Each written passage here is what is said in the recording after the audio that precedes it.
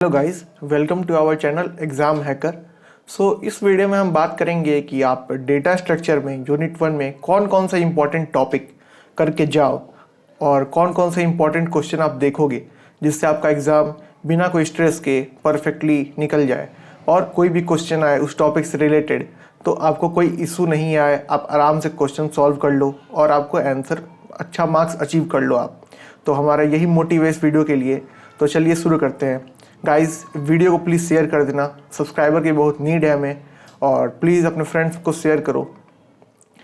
तो गाइस, हमारा first topic है इम्पॉर्टेंट टॉपिक्स ऑन यूनिट 1 में हमें बेसिक सी लैंग्वेज आना चाहिए। बेसिक सी लैंग्वेज में मतलब क्या, जैसे कि आपको सी लैंग्वेज में कुछ प्रोग्राम लिखना आना चाहिए, उसमें एडिशन कैसे कर रहे हो, कैसे इनपुट देना है, आउटपुट कैसे देना है, ये सब बेसिक नॉलेज होना चाहिए। क्योंकि अब आपका सब्जेक्ट है डेटा स्ट्रक्चर और इसमें आप एरे यूज़ करोगे, इनपुट आउटपुट करोगे, तो आपको बेसिक सी आना चाहिए कि जिससे आप कोई प्रोग्राम लिख सकते हो एग्जाम में। सेकेंड टॉपिक हमारा होगा कॉम्प्लेक्सिटी। आपको कॉम्प्लेक्सिटी पूरा कंप्लीट कर लेना होगा, टाइम कॉम्प्लेक्सिटी, स्पेस कॉम्प्लेक्सिटी, ये कंप्लीट करना होगा आपको। Classifications of data structure third topic है। इसमें आपको डेटा टाइप्स हो गया, दो टाइप होता है, प्रिमिटिव और नॉन प्रिमिटिव, तो ये आपको पूरा कंप्लीट करना होगा। ये ज़्यादा नहीं है, एक डीएफडी होता है, लाइक डेटा फ्लो डायग्राम होगा, उसको आपको याद कर लेना होगा। और अगर एग्जाम में कहीं भी आ जाए क्लासिफिकेशन का लिखा हुआ तो आप वो डीएफडी बना दो, आपको 7 नंबर मिल जाएगा और उसको एक्सप्लेन कर दो। उसके बाद आपका नेक्स्ट टॉपिक है स्पार्स मैट्रिक्स में, ये भी आपको कंप्लीट करना होगा। उसके बाद है एरे। एरे बहुत ही सिंपल टॉपिक है, डेटा स्ट्रक्चर का जो फर्स्ट स्टार्टिंग ही एरे से होता है, तो आप एरे कर लो कंप्लीट। एरे कर लोगे तो उसके बाद और इजी लगेगा सब कुछ। और अगर आप एरे बनाना सीख लोगे सी लैंग्वेज में तो आपको 90% क्लियरेंस तो वही मिल जाएगा। रिकर्सिव एल्गो भी आना चाहिए। अगर कोई आ गया क्वेश्चन कि आपको एल्गो बनाना है, उसमें रिकर्सिव यूज़ करना है, तो आपको रिकर्सिव कैसे यूज़ करना है, कैसे कॉल करना है, वो सब आपको आना चाहिए।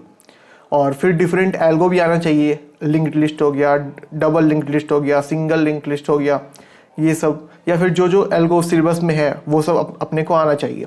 नहीं आएगा तो फिर प्रॉब्लम हो सकता है, उससे रिलेटेड कोई क्वेश्चन आ गया, या फिर अगर आपको मान लो कि क्वेश्चन में आया सिंगल लिंक लिस्ट, आपको सिंगल नहीं आ रहा है किसी रीज़न से, तो आप उसके जगह डबल भी बना सकते हो, उतना कोई इशू होता नहीं है। फिर डेटा टाइप्स हो गया सी लैंग्वेज का, जो कि पहले मैं बताया हूँ।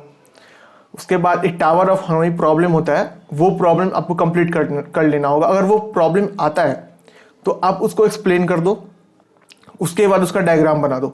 एक्सप्लेनेशन करो, डायग्राम बना दो, और कुछ नहीं करना है। आप ये काम कर दो, 100% क्वेश्चन सही हो जाएगा, गलत होने का कोई चांस ही नहीं है। उसके बाद गार्बेज कलेक्शंस हो गया।